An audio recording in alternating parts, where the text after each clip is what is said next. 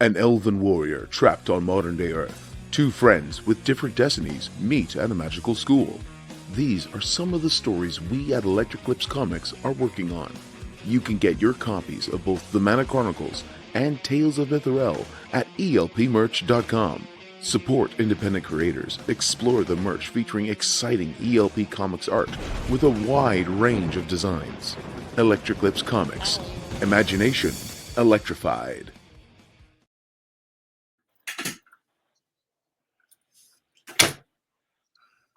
Well, welcome to the second episode on the Oil Runners broadcast with photography, the artist. We're going to find the stories behind the art. We're now doing all that. So if you're a photographer, or even if you're just a photographer on a cell phone, whatever it is, and you have a story behind your art, please let us know. Let us just write in and send us your photos, and we'll put you on. We'll do about 7 photos, or if you have a piece of artwork, um, painting, drawing, something. We do this to help inspire each other, learn from each other, grow with each other, with the children, all kinds of stuff. So we'll just keep it nice and simple, and then we'll make sure that your artwork is shown to the world. And if you're selling it as well, we'll show it as well. But we'll make sure every piece of credit goes to you. But we're definitely genuinely interested on what you see and how your world is. So if you have a sculpture, let us know, whatnot. So this is just pretty much like a club kind of thing. It's kind of new, so it's going to be growing into different things. But we also want to thank our sponsors, Electric Lips Comics. Sorry, Ian. I just can't speak that. My brain and my lips did not work well together. But you saw their ad, elpmerch.com. Their stuff is great. Go in, go buy. It is definitely worth the money. And we also you say go wake up Michael Rogers, but I kind of did that for y'all. He's right here. So on our other sponsors. So thank you to our sponsor, Michael W. Rogers. He does his piece of artwork is photography. So we're going to get into his photography, and we're going to find the stories behind his stuff.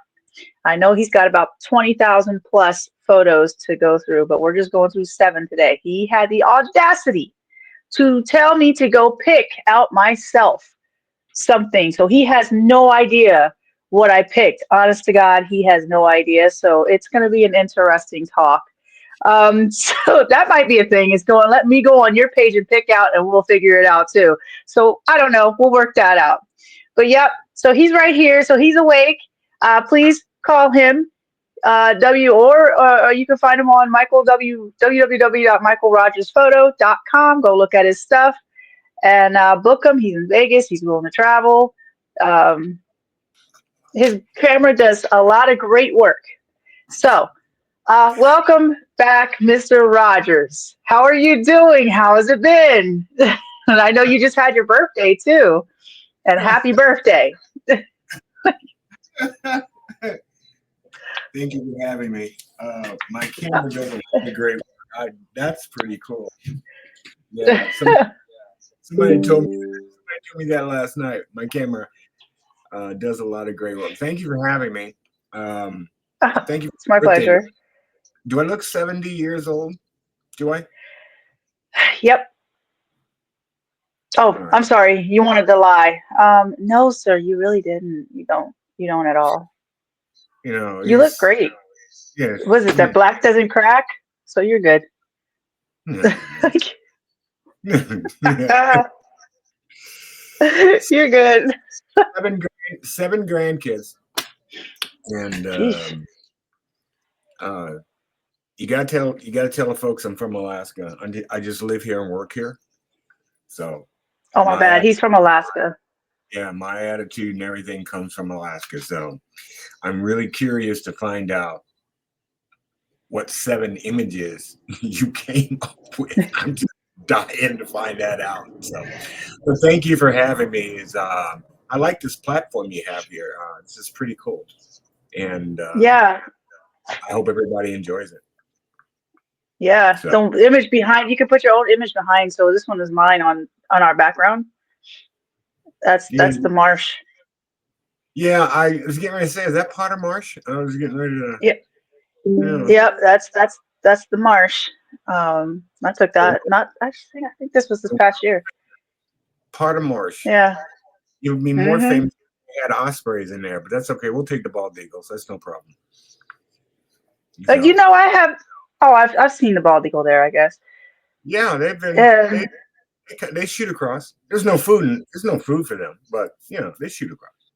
They shoot across. You know that little video that I have of the eagle eating the bunny. Sorry, y'all, but it's the truth. That's Yeah. literally right there at the marsh when you drive into and to get up the hill a little bit. He was just sitting right there on the ground eating. Like uh Almost like a yeah, so he McDonald's it snack. was. Yeah, he Chicken was like a a couple feet McBunny away. a McBunny sandwich. Yeah, okay. Yep.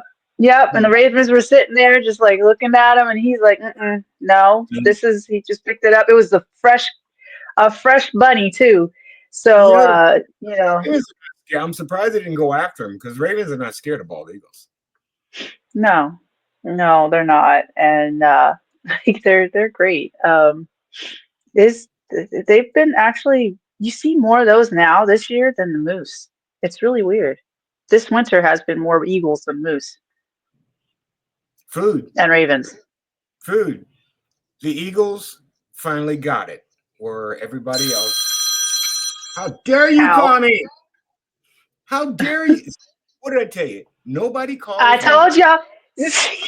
Nobody calls me.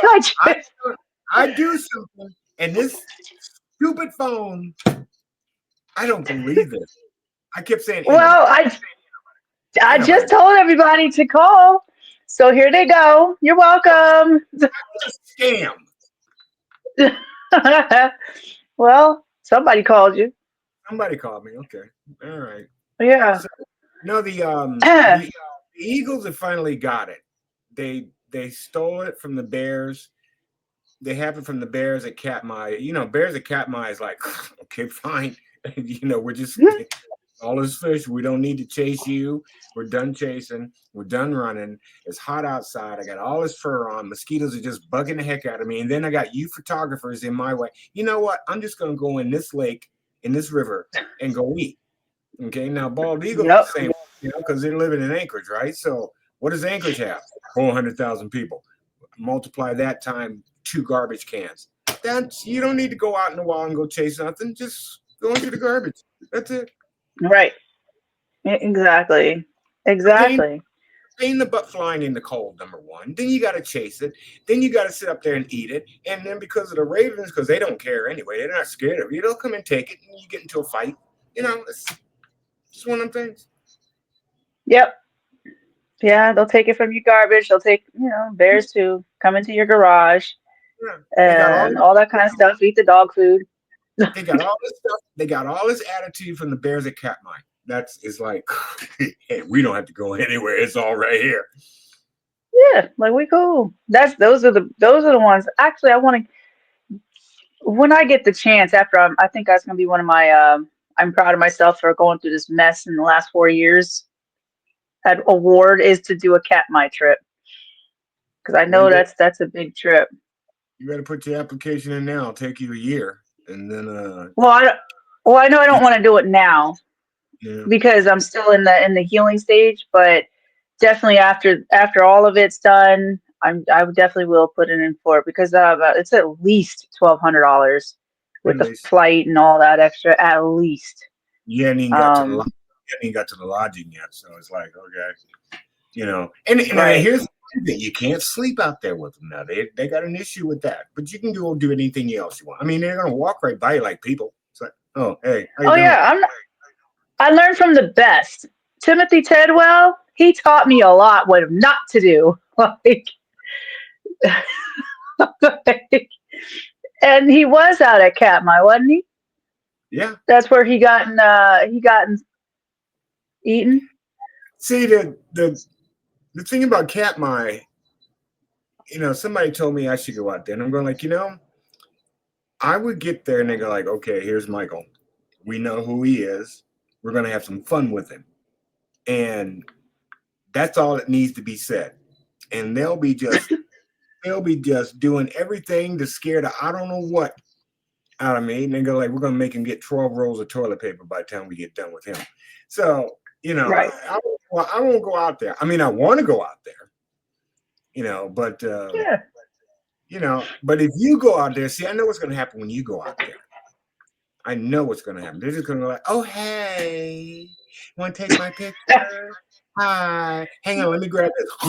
Got the fish going. And then, hi. You want to grab with the fish? Yeah. Alaska I'll have my critters. coffee. Yeah, Alaska critters are so unique. And, the worst critters to ever shoot, if you're a photographer, do not go to the state of Idaho.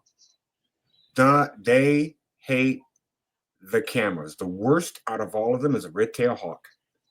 They hate it. They won't sit. They will do everything to make your life. I mean, a golden eagle will at least pause for you. A red-tailed hawk, no. Moose in Idaho. Yeah. Moose in Idaho won't give you the time of day. Okay, bears won't give you the time. Nobody gives you the time of day in Idaho. That's it. And bald eagles, all they do is they just sit in a tree. They don't do it. It is a no, we're not gonna get it. So show me these pictures. Honestly, I think. Well, we started with. It's kind of funny we started with this, but this one Ricky caught my eye. Yes, Ricky. Ricky, hey Ricky, how you doing? Ricky is the male of a pair of eagles, male and female. When I first saw them, it was in 2018. I was at an event called the Seward Polar Bear Festival. And the highlight of the festival is called the jump. In other words, people in the third week of January are jumping into Resurrection Bay at the Small Boat Harbor to raise money for cancer, for the Kenai Peninsula children of cancer. This has been going on. I've jumped it. I've jumped in the water 10 times. And the coldest day that I jumped was the last jump, and the wind chill was minus 12. Anyway, I go in. I flew up from Vegas. It was my first time in about 6 years. I get to Seward. They hang in the park overlooking Resurrection Bay. And when I first saw them, I always like to give names to critters. So when I saw both of them, I said, that's Ricky and Lucy from the TV show I Love Lucy. Okay. So they were always there. I never caught them in flight. They will always just sit there. The next year, 2023, when I met you, it was the day after you and I went out. I woke up and I said, I can't stand it. I got to go to Seward. So I hopped in the car, a 2-hour drive. I get there and I can't find them. I didn't tell anybody who I knew, and Seward was there. I just went to Seward. Couldn't find them. Drove around at least 4 or 5 times. And then finally, on my way out, I turned to my left outside the park, and there he was. Now, Lucy wasn't with him, so I'm figuring, okay, either she's eating, they had an argument, husband and wife stuff. Right. So I shot it with a Canon 7D Mark II with a 100 to 400 millimeter f4 to 5.6 lens. And as close as you see that I am to Ricky, that's how far I was. And I just walked up to him. I said, Ricky, hey. And he just stood there just like that. And I'm snapping. And he kind of looked at me. He goes, welcome home. And after that, I hopped back in the car. And when I did the post edit, there wasn't that much of the edit that I had to do. A 100 to 400 lens is a pretty sharp lens. And a Canon 7D Mark II for all the cameras that I had. If I would just back off and just take the picture and put it out instead of trying to retouch it and trying to be like everybody else. I have some good pictures. I would. Because you should seen how that didn't come out straight out of the camera, but it was close. But that's Ricky. And when I come home in May, and you and I are going to both go shoot killer whales and humpbacks, I'll show you where they are. And I'm hoping that they'll be there when we get there. But wildlife is a real big thing. Excuse me. I don't want to. I like shooting a lot of things. I don't like shooting one thing, and wildlife happens to be one of them. And when you go to a place like Alaska, where it's all there in front of you, there's a thing that goes through you is like, oh my God, I didn't have to pay to go into this park to go see him. Right. Okay. Yeah, it's a total. There's another bald eagle, and I see him every year, and he sits up on the antenna above the police station in Seward. He's always there. So I named him Jailbird. And that's just one of the many critters that I've seen. But wait till we go see those orcas. You hadn't seen nothing yet until well, there's a feeling when you shoot something in the wild and you're capturing it, and it's not really hard to describe, but you can't really find the words. It's really. Well, I get what you're saying. Yeah, it's a special moment. It's not many people get to have, or do, and to have the animal actually be okay with you. You're like in sync with unified with each other's spirit or whatever. And yeah, and especially when they can kill you, like and they just don't. They choose not to. I did that with a bald eagle. You can't do that with a golden eagle, and they're bigger. You get that close to a golden eagle, you're going to be on CNN before it's over with. I guarantee you. They don't play around, and they're so huge. They can take you out. They can literally take you out. Bald eagle, depending upon what mood they're in. When you start looking at animals, it's real simple. A lot of things that they do is because they're hungry. A lot of things that they do with people because they're scared. So they're trying to protect themselves. And that goes for bears and everything else. And the knuckleheads no, excuse me. No, I'm going to say that. Some people think you could just walk up to these things. And that's like, me. Hi. And sometimes they're not in the mood. It's like, oh, really? You know what? I'm going to take it. So that's a good picture of Ricky. I remember when I stood right outside my car and I was too far away. But then again, this feeling is like, Ricky, stay right there. Stay right there. So I just walked over here. He was sitting on a telephone pole. And that was it. He saw me. He goes, hey, welcome home. When you coming back? Next year. I'm like, yeah, send me some money, bro. we cool. I'll come back and visit if you send me money. Just keep fishing. The thing about Seward, when you come into town, one thing about Seward, and if you want to talk about a nice composition, nice shot to get, there are moments that I've lived in Alaska. I used to say 31 years, but I'm still an Alaskan, so I'm going to count. It's got to be 41 years. So when you come into Seward, there's nothing more beautiful to see as you come into town, and every phone pole has a bald eagle standing up on it. It's like a parade, like hi. Yeah. Yep. And then you got you come in. Well, first is you got to get your coffee and Moose Pass at the what's they're called? It's I get potato chips for 31 years. When I got the Moose Pass, which is 30 minutes south of Seward, okay.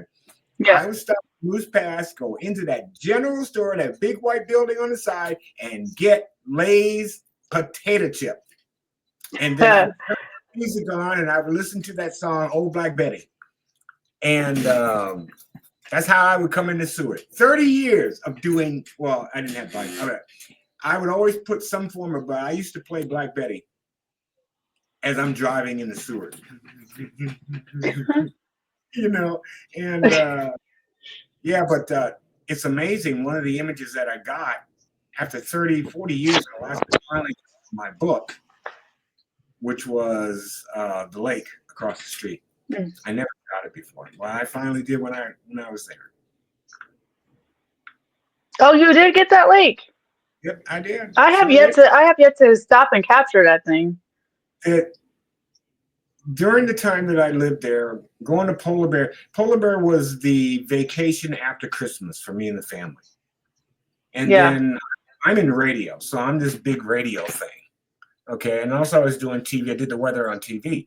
So when TV got wind of how many times I jumped, they decided to come down there. And the last jump I went down, you know, we would always go down to Seward, but we would never stop at the lake on the way back.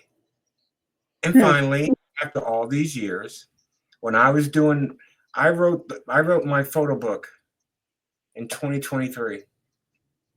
And when I took that picture, it was 2022 and I was there and I shot it. I finally stopped at the lake and just, wow. It was in the fall, September 2022. And I was doing the fall foliage. And that's how I got it.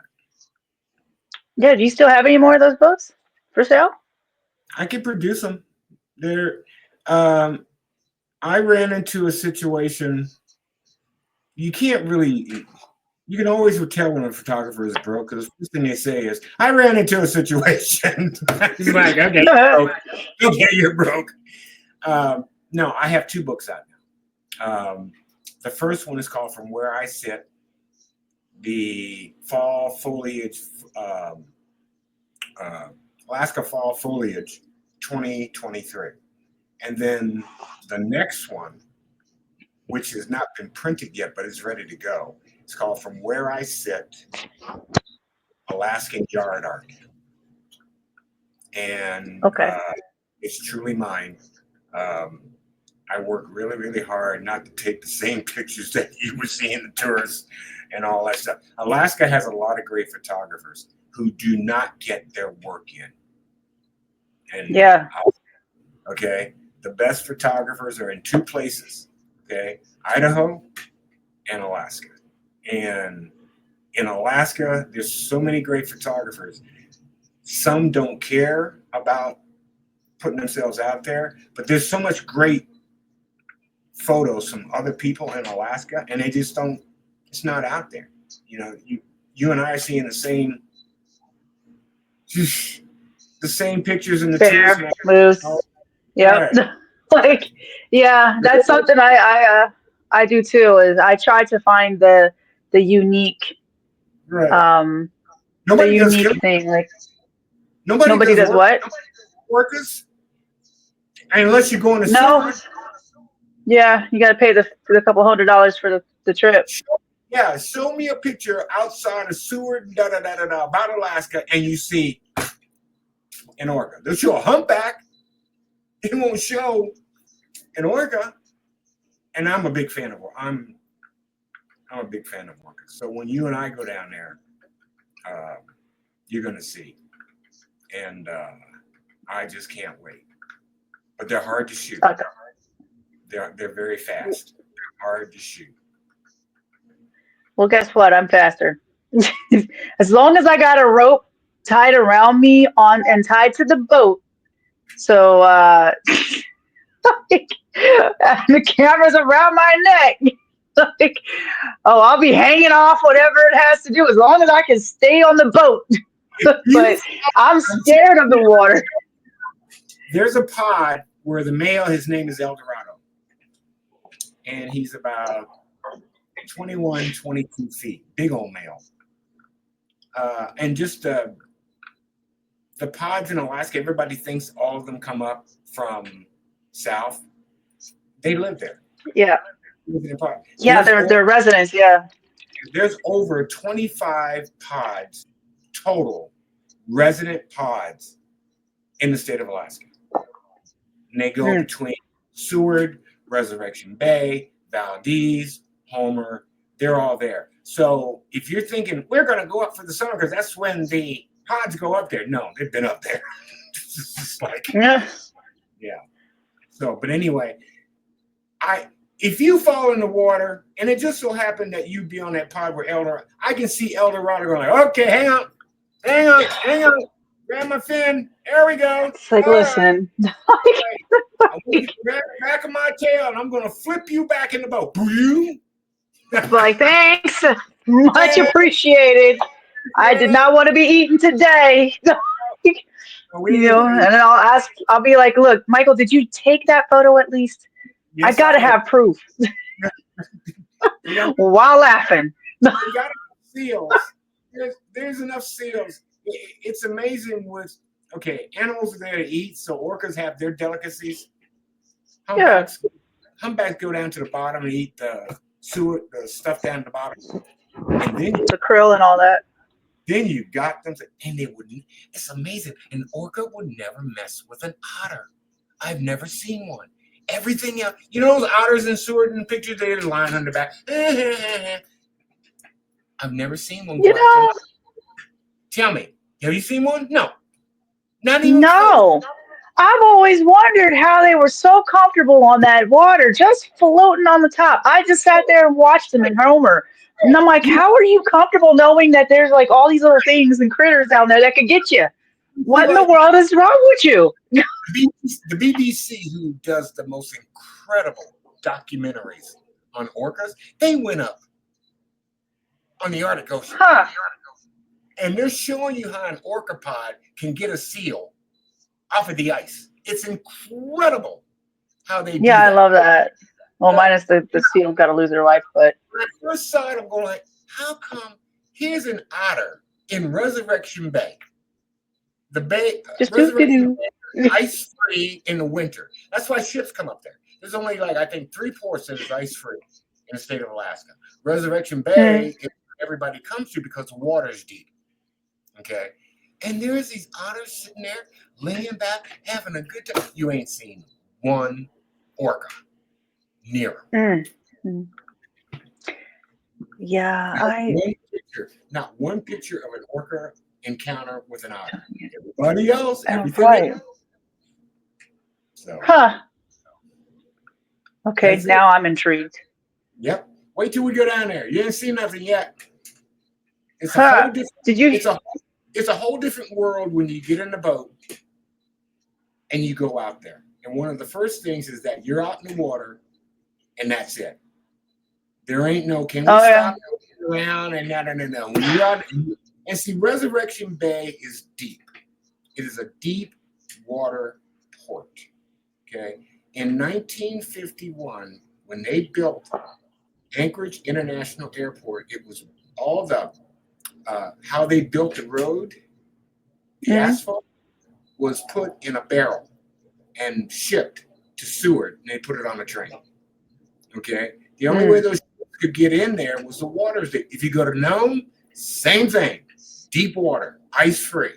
Okay. Valdez, same thing. Deep water. Why do you think the tankers go up to Valdez on top of the fact at the end of the pipeline? Can you imagine how much oil is coming from Prudhoe Bay to Valdez, and you're filling up those tankers? You need deep water. So there you go. There's your Alaska tip for the day, folks. Did you hear recently Homer, their road is broke? Yes. Did you hear about that? Yeah, I saw that. Yeah. The thing about Homer, everything was okay when I went to Homer and I wasn't a photographer. Don't get me to go down. There's not enough SD on Amazon that I'm going to need. I'll shoot up a card from the time I leave Soldotna till the time I get to the curve in the road before you go south. Right. Okay. Yeah. Yeah. No, I get it. And on your right is Redoubt Volcano. Yeah. Baby, blow. You catch Redoubt at sunset. Sunset's in the west. There's Redoubt. Okay. Yep. All right. Everybody's taking the same picture at the top of the hill in Soldotna of Redoubt. I'm going like, there's other places to take a picture of Redoubt volcano, but at that stupid hill in Soldotna going to Kenai. You do. It's the same thing. Google it. You'll see it. It's Yep. like Oh yeah. it's like Mount Drum. The Wrangell St. Elias National Park is the largest park in the United States. It's bigger than Yellowstone. Right. What picture do you see on the internet? The same picture where everybody's driving up the Glen Highway going north on that straightaway before you get to Glen Allen. Just almost the same collared sunsets too. Or the Some people get it like, okay, the road starts to, okay, you're up high, so you start to go down. Some people get it right. Yep. Get at the top Yeah. of the hill, right? Some people just pull over the side, but it's the same. In my book, Alaskan Yard Art, I got it a different way. I made sure, because we drove from Fairbanks. We didn't drive from Anchorage. So we drove from Fairbanks heading southeast. So Mount Drum is on my left. And then when I shot it, it was on my right because we were coming back from southeast. But I was bound. I told my friend, I said, under no circumstances am I taking that shot that everybody in the world has taken. So I have a different version. Right. Right. So just like this shot right here. Oh, that's what brought me to Vegas. That's what brought me to Vegas. That's what turned it around. Look at that. Look at that. Look at girlfriend. Look at girlfriend. It was April 2014. April 26th at 6:15 p.m. I'm driving back from Seward. I got a friend of mine flew me home because I was having a real bad time, and he called me up. He works for U.S. Foods. He's a big executive, but I known him from the fact he used to listen to me on the radio when he was a little boy. And I know his mother and his grandma. I knew the family for years. He calls up. He says, Michael, you're going home. I've had enough. You had enough. You need to come home. I go like, I can't come home. He says, yes, you're going home. I said, I don't have any money to fly home. He says, I'll send you home. I said, I don't have the money to pay you back. And he starts like, Michael, I got miles on Alaska Airlines. It's only going to cost me $5 to send you home. So he sent me home. We flew past Denali on my way to Fairbanks. And it had been so long since I seen it, I couldn't get off the plane fast enough. We're flying north, right? So I get off the plane right now. I'm heading south on the most beautiful day that you could ever possibly imagine. I left on a Thursday. And I didn't mind shooting it on a clear day, and this is my opinion, because photographers have other things, but you don't need to shoot Denali on a clear day. You need some action. You need some clouds, okay? So the meteorologist in me, I looked at the computer models, and I knew it was going to get cloudy when I came back Sunday. So here we are. We're driving up the Parks Highway. I park at mile marker 147 Byers Lake, the Veterans Memorial. I get out the car. I go to the front of the park. I stand on the snow berm with get this now. That image is shot with a Rebel camera, a Canon T3i, and a 18 to 55 millimeter, 75 to 300 millimeter kit lens. The beginners. Beginners. I get out, it's 28 degrees, I'm freezing. And then something told me, Michael, it's April, you're in Alaska, you're in Denali Park. You need to get out of here because the bears are just waking up. And they'll see and you're going to be hungry, and you're going to be the easiest kill that you ever want to see. So I took the picture. I took 3 shots. I get back to Fairbanks. I didn't do the retouching. This was in April. I didn't retouch that until May, the next month. And another thing about retouching, when I retouched that, I did not use Photoshop. I didn't like Photoshop. I still don't like Photoshop. I'm not a big fan either. I retouched that with a a platform called Aperture, which was made by Apple. And then Apple discontinued it. So eventually I had to go back to Photoshop. And when I did, I posted it on the Facebook page of Alaska Magazine. Now, mind you, I did this in May. The following month, June, at the end of June, Alaska Magazine calls me. The first thing they said to me was, are you Michael Rogers? I go, yeah. He says, did you take that picture of Mount McKinley? I said, it's called Denali, but yeah. He says, do you know you have 6,023 likes on that image? I go, like, no. I said, where are you going with this? Did I do something wrong? He goes, no. He says, we want to make you an offer and take that image and put it on the cover of our calendar and on the cover of the magazine. And we're going to pay you $500 for that image. That's what's up. What? He says, I said, $500? He goes, yeah. I said, you kidding me? You're going to take that image and you're going to give me $500 to put on that calendar and on the cover of your magazine? He goes, yeah. And that's the day I decided I wanted to be a photographer. That was the day. And from that day forward, Alaska Magazine is owned by Morris Communications. And the bottom line is that that magazine it didn't just get inserted in Alaska. They put that magazine, that cover, in every Barnes and Noble in the United States. Now, I'm a truck driver. That's pretty cool. So I'm going from town to town to town to town to town. I'll find a Barnes and Noble, walk in there. That's my picture. I always say that. Nice. So yeah. Be proud of that. I'm in Idaho. I'm in Montana. I'm in Texas. There's my picture all over the magazine. But that's what made me decide to be a photographer. Mind you, I did not go to school. I'm self-taught. The way I say that this made me decide to be a photographer, in no way, shape, or form, you didn't hear me say I knew what I was doing. All I did was okay? All right? All I did was took a picture. So my photography education really started with that. That's it. And it was amazing when I came home and saw that. And you want to talk about when you see your image in print, especially on a magazine, it is a feeling unlike no other. Okay? We're not talking about the money part now. We're talking about the fact that you took a picture and somebody outside of you is showing it to the entire world. That's your picture. Of course somebody's not going to like it. That's a given. But imagine I'm driving semis from what, in fact, that particular one was in a truck stop called Jubit's in Portland, Oregon.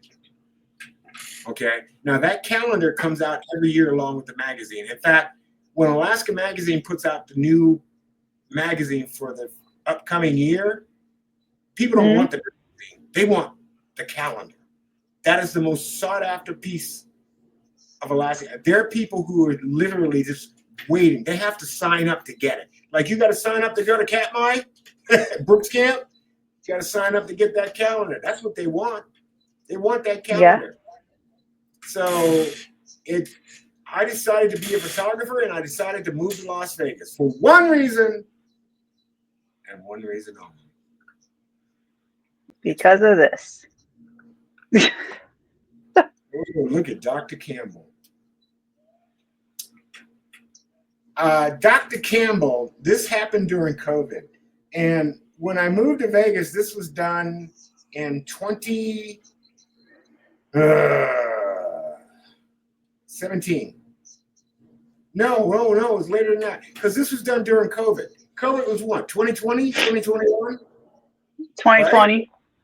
Okay. Yeah.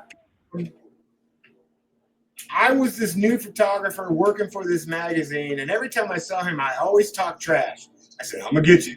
I'm going to get you. I'm going to get you. And you know how it is, like, yeah, you ain't going to get me. Yeah. When Gotcha. I first met him, I said, I'm gonna get you. It's just a matter of time, but I'm gonna get you. Anyway, we were gonna do a cover for him, but I was not the photographer. He had his own photographer who decided not to show up. Oh, interesting. Yeah. So when I go do a cover, I prepare, I talk with, I got all my preparation and lights and all that other stuff. I'm sitting in there I'm just taking pictures of his office to go into the magazine. So my editor was sitting with me. She goes, Michael, you got to take this cover. I go like, what? Are you kidding me? I have nothing to take. That image right there was shot with one speed light on the camera. It was one speed light. Now, the thing is that you got to be careful with doctors. Okay. And the thing about doctors is that they think the more they look like a doctor, the more people are going to come to them. And that's not what that's about. Okay. I have what is known as white coat syndrome. In other words, when I go to a doctor, I freak out when I see their white coat. Right. It's been written. It's all over Google, everything. So I'm doing this accident because I'm not supposed to be the photographer. So he wanted to put his white coat on. I said, no, do not put that white coat on. Okay. When I go to a doctor's office and I see a white coat, if I go in there and my blood pressure is 117, when I see that white coat, it jumps up to 141. So, but he wanted to he was going to take that cap off that says Vegas Golden Knights. And I said, no, leave that on. It's COVID. We need something positive. Everybody's stuck in that, right? So I go, no, absolutely. Leave it on. Right. Now, the bad thing about that, well, there's not really a bad thing. With me, you have Michael shooting what Michael wants to shoot. And then you have the photography world.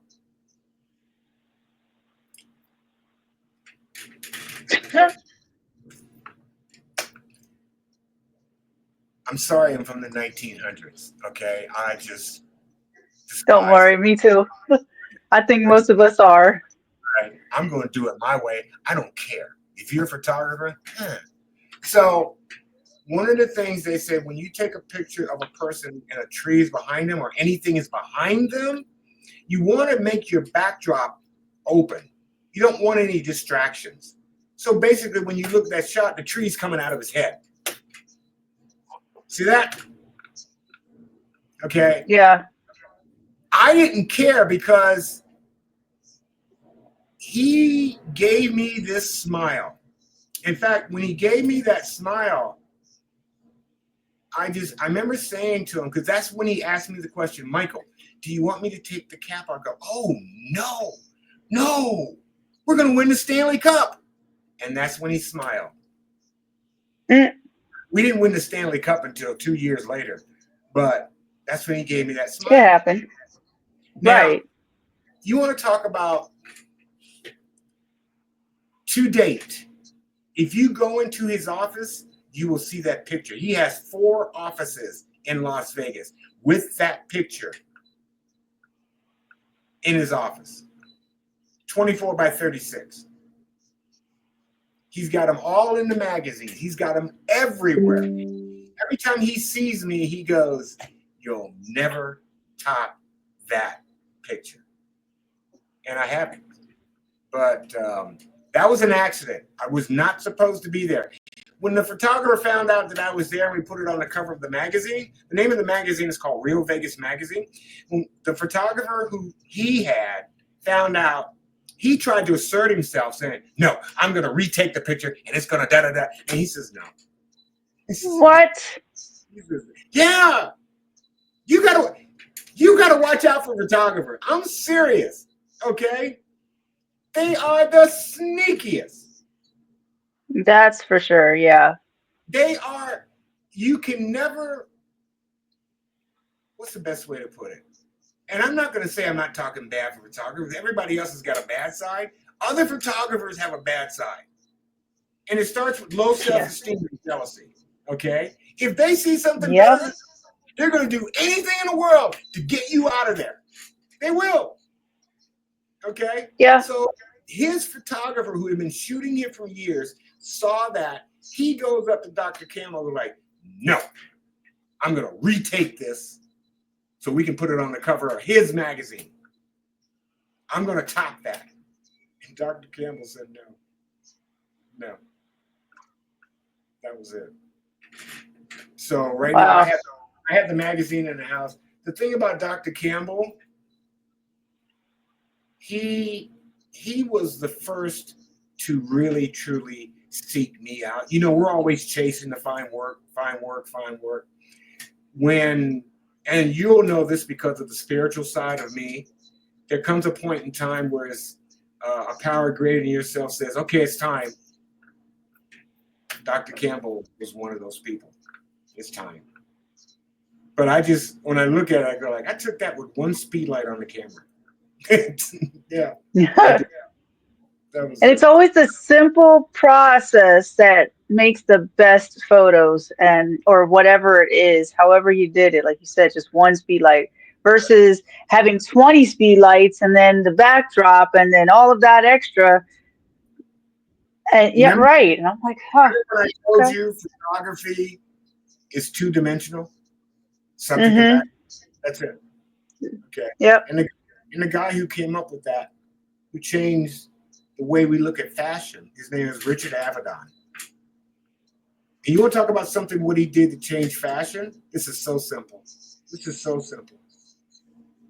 The only thing he did was that for all his fashion models, he had them move. He did action shots with them. That's all it was. Yeah.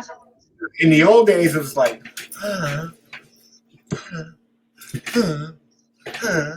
Barbie doll, everything. And fashion is so different because there's so many elements to fashion besides the person in the picture.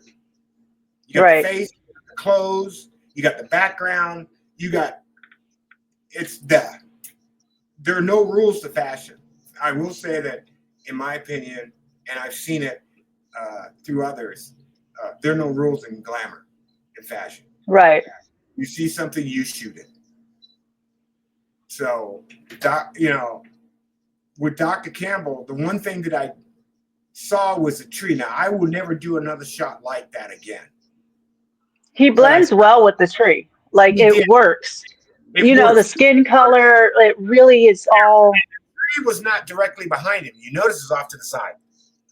Yeah. Okay. Now, the only reason why I got as close to him as I did, because he did this. And you don't want to fold your arms. But because it was an accident, I'm trying to keep everything calm. I didn't say anything. So when I got it and they selected it I didn't find out for the magazine until when I first started with the magazine, I would take the covers and I would never make my selection. And my editor would go like, I want your opinion. I go like, no, you don't want my opinion.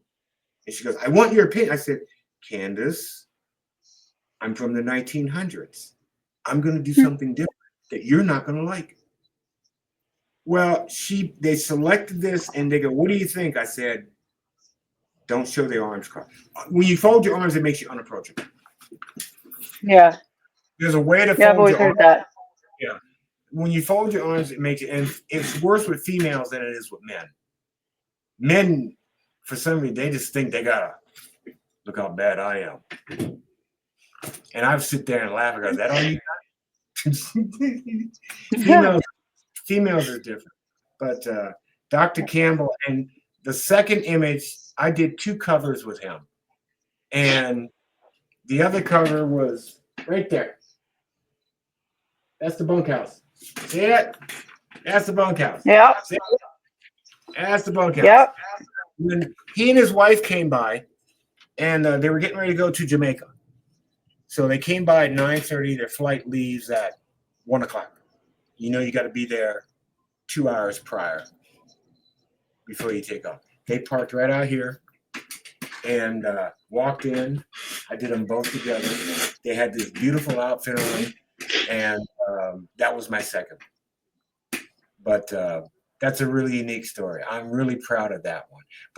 And I'm proud of the fact that this is the first person who now is looking at my work And I'm not pushing like, hey, look at my work, look at my work, look at my work. He did it all on his own.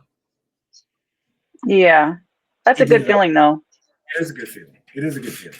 So, and these good feelings usually come when you're having a crappy day. Like when I would Yep. have a crappy day, my editor's name is Candace Weiner. So when I always have a crappy day, it was always when the magazine came out. So she goes, well, you don't have a crappy day. Well, here, look at this. And see, it's so much different. It's so much different when you see your magazine in print versus digital. I'm telling you Yeah. now, of course, everybody's going to disagree with me. You know what? I'm 70 years old and I really don't care. Digital does nothing. Digital does nothing but give you a like.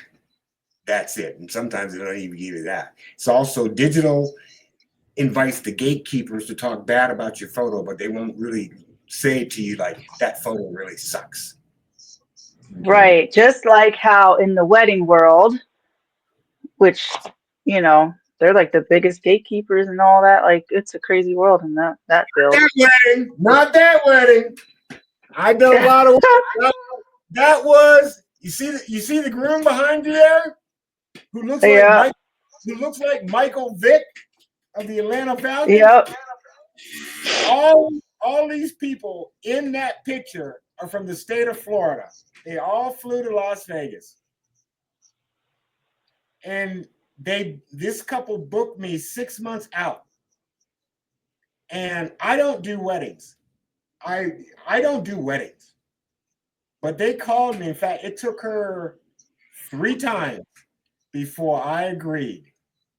And I finally asked her, why did you keep coming after me? She goes, because you're a real person. And she says, I got the idea when you told me that you were married 3 times. And I thought, this guy's going to give me a great wedding because he was married 3 times. He's going to try and top all the divorces that he's been through. But when they came in, that was the most fun I ever had in photography to date, was that wedding that I did not want to do. Mind you, I did not want to do that. These people all came from Florida. I forgot the name of the restaurant, but we were right across the street from the Wynn Hotel and the Fashion Show Mall. And when they walked in, it was a party. I never came home from a shoot excited and happy like I did that wedding. Yeah. Now the reason why I say I don't like weddings is because it's the hardest form of photography there is.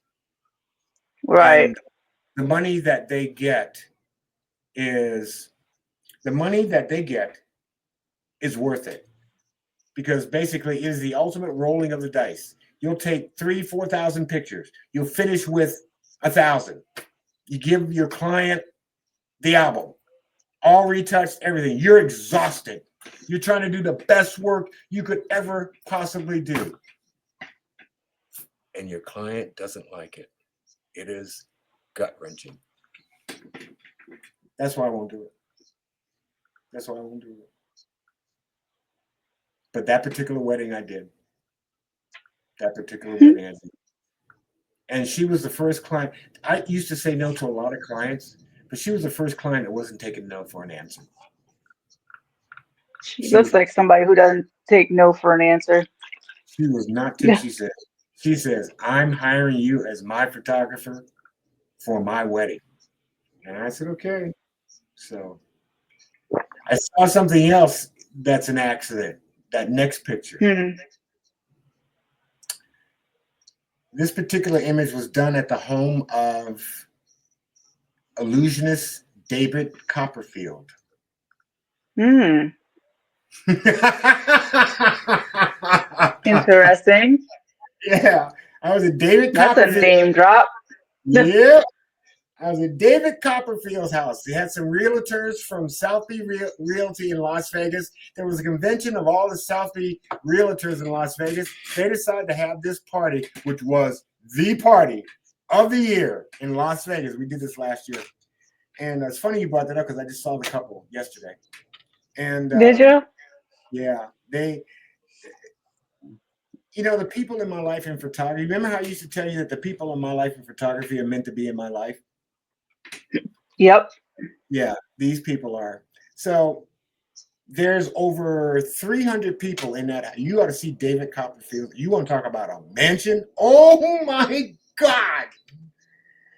And his house is right next to Wayne Newton's house. And Wow.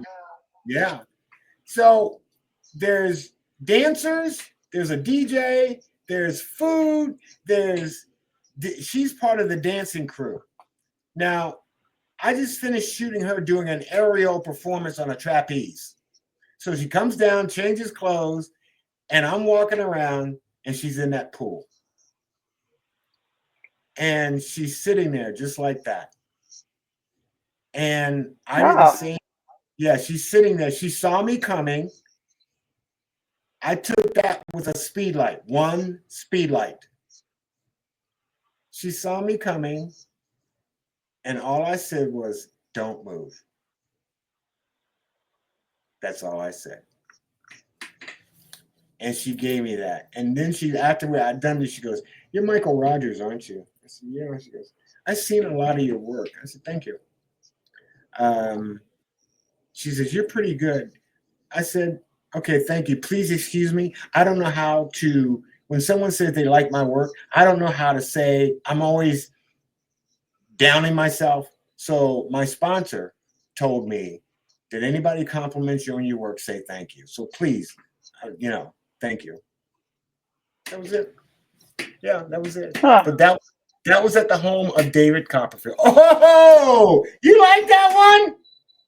I do. I do. I love the. I'm going to ask you a question. I'm going to ask you a question. Why do you like it?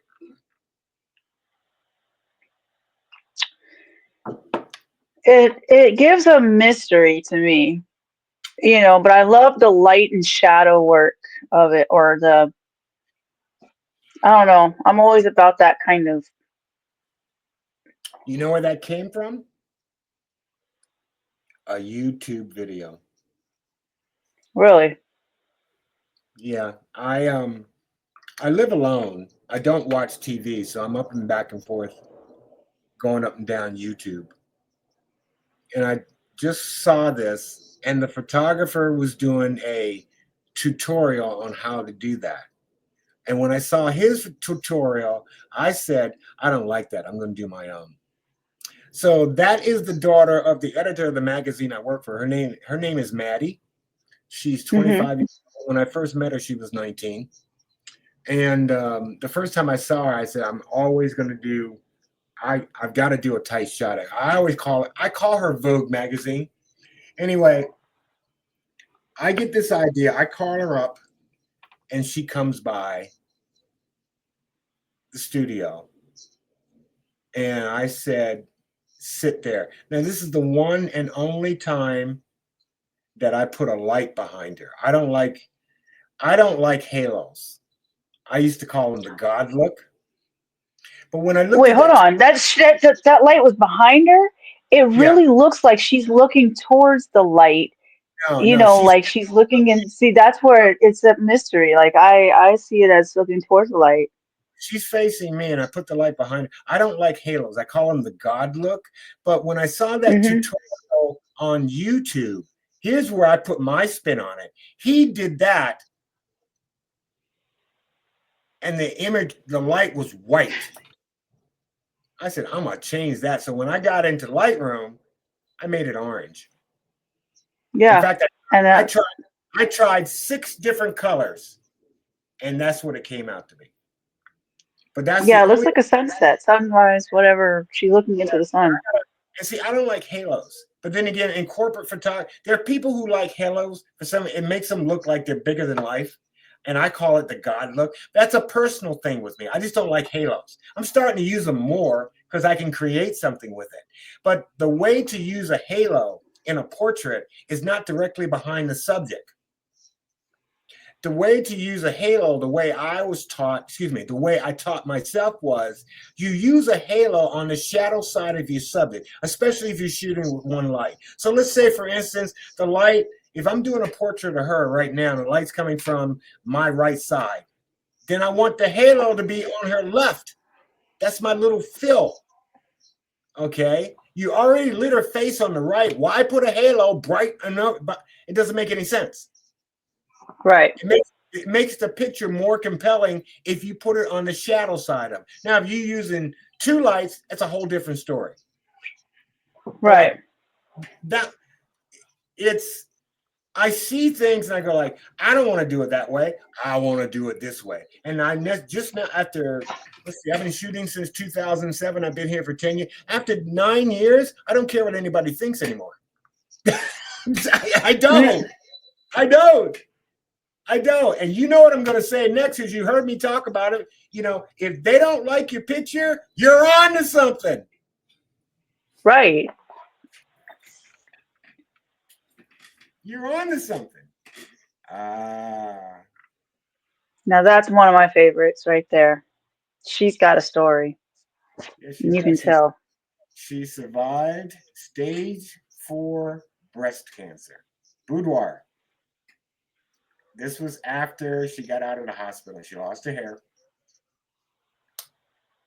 And this was the second. I shot her before she went into the hospital. I shot her after she went into the hospital. She's 48. At the time, she was 48 years old. And at 23, she was an Oakland Raiders cheerleader. Wow. So when we met, she saw my work and instantly said, I want you. No, excuse me. She had called to tell me that she was diagnosed with stage 4 breast cancer. Now, I'm kind of familiar with it because I was in a relationship with a female who had it in Idaho, and she beat it. Mm-hmm. So when she told me that, first thing I said was, you're going to beat this. I said, you're going to beat this. And I said, after you beat this, we're going to celebrate it doing boudoir. She goes, Michael, I don't want to do that naked. I said, we're not going to do nude. People have this perception about boudoir, and it's our fault. It really is the photographer's fault. There are photographers out there who made it bad for us, for people who really want to do some art with boudoir. Mm-hmm. So I shot her before. Okay, this was the second shoot. But the first shoot, no, this was the second shoot. She had a fire in her house. And she wanted me to do the shoot at her house. She had a fire in her house. And I got there the day after the fire department sprayed. The house was a total mess. Mess! And I said, good, this is a great place to do this shoot. She's lying on the bed. She goes, do you want me to take anything off? And I go like, nope.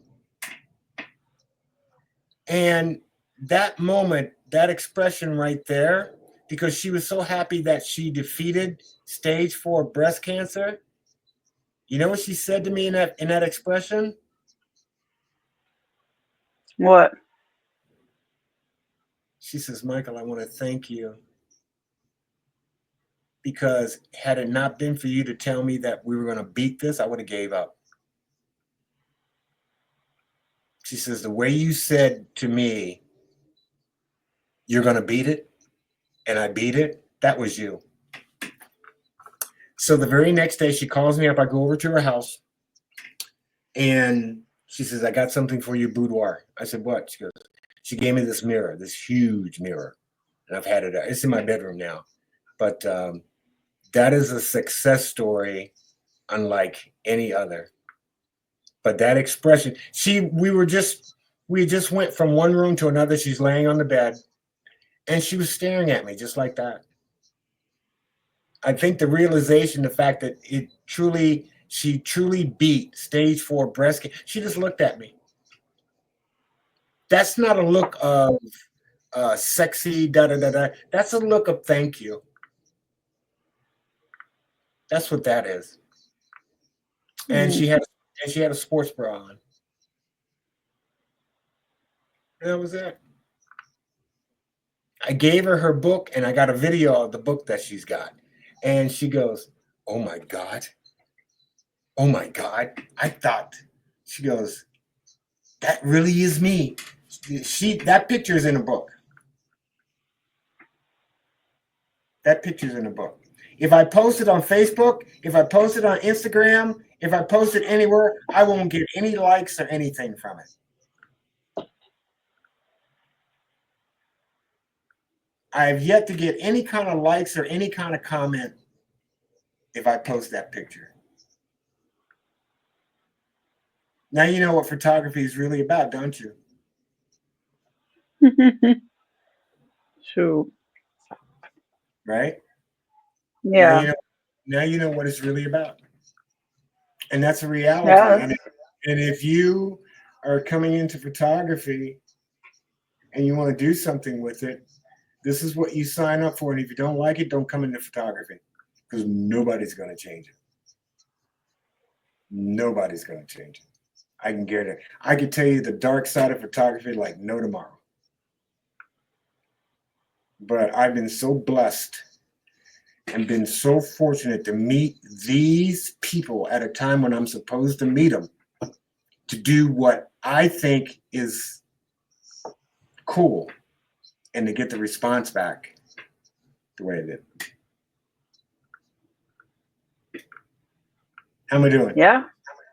Absolutely great. Yeah, because I used that. That was the last picture, and I did that for a reason. Um,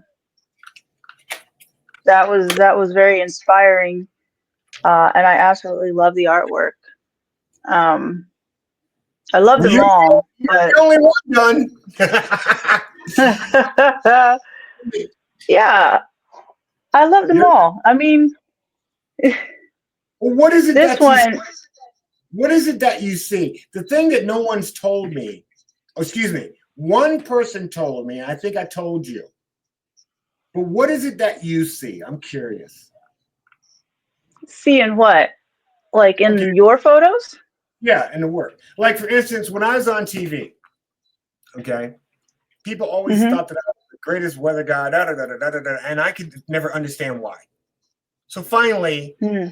I asked, I said, "What is it about me on TV that you like?" She goes, "You take the time to explain what a weather situation is, and you can do it in 10 seconds."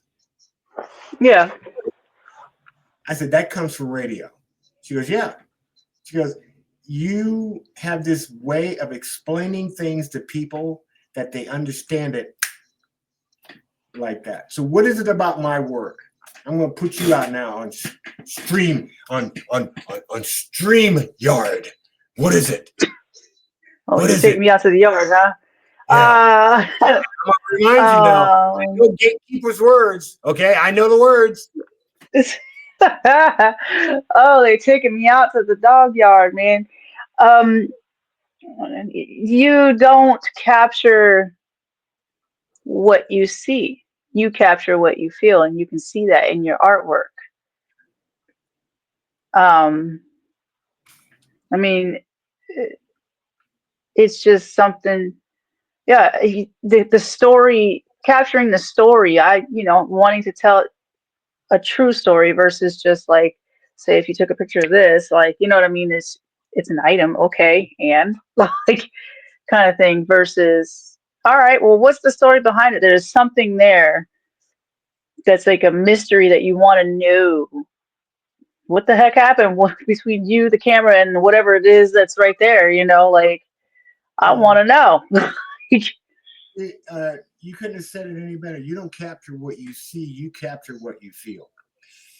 That was something I didn't go to school for. That was something, until you just said it, just cemented. I need you to do a commercial. I'll be right back. Start talking. Start Oh, talking. okay. Well, we're going to end this. We're going to end this either way. So, we thank you for coming on. Huh? You know what this is. You know what? We're kicking you out, bro. Are you gonna kick me? Yeah, we kicking you out of the yard. That's a nice way to end it. Yeah. You don't capture what you see, you capture what you feel. I'll take that to the bank. Thank you. Yeah, yeah, my pleasure. Yeah. So with all that being said, we got you. I know I went through a million photos of yours, and I didn't even touch the tippy top of it. So we've got a lot to go through, folks. Definitely, we'll be coming back into the photo club or the art club to You be think talking more and more and more. do you think people will want to see me back a second time around? I got a big mouth. I don't know when to shut up. This is your second time around either way. So, but like we did the one other one too, about who you are. Now this is the photography, but this is the art world, and Well, I just never don't be talked. afraid to do your own art. You're the first person I talked about the photography. I always talked about everything else. Never Oh, talked about really? photography. Yeah, you're the first one. To really get into it, you're the first one. And Yeah, the best way to see it is how you did it. yeah. You pick it, not me. And I think that's what it is. Maybe we'll just keep doing that. But I definitely want to do an Alaska segment. That's for sure. Um, There's a lot to Picking out talk some about. Alaska photos. Yeah. There's a lot So to talk about with Alaska. I mean, I'll have to put some of mine up and then put some of yours up, and whoever else is in Alaska or yeah, whoever visited Alaska or something, we all got to come through, man. Sunsets and all kinds of, there's a lot to go. Like, yeah. I man, could do is I could do an hour on Fairbanks. It's like what? Yeah, oh yeah. man, yeah. I could But do an yeah, we're hour. definitely have to go through all these photos and artworks and all that. It's a lot, folks. But yeah, so with all that being said, we thank you for being on the Oil Runners broadcast, and to find the stories and hear the stories behind the art. So we love you and we thank you. Go call Michael Rogers. We thank you for your sponsorship, by the way, and go give him some work. Go buy his stuff on Fine Art America. Go, yeah, right. Go hit him up for the artwork. Though all these artwork pieces are for sale. So if you liked any of it, just let him know. All right. So we will talk to you later.